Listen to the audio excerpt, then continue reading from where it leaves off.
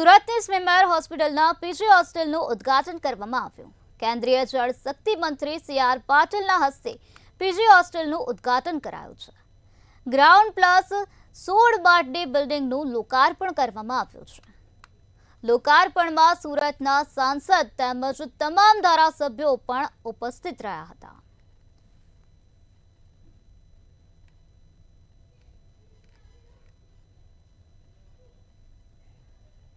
सूरत महानगरपालिकाए पहली बार सूरत महानगरपालिका द्वारा संचालित स्विमेर हॉस्पिटल अंदर लगभग 45 मीटर ऊंचाईना आ बिल्डिंग प्रथमवार बनाव्યું છે। એની અંદર મેડિકલ જે સ્ટુડન્ટ છે એમના માટે 192 રૂમ બનાવવામાં આવ્યા છે।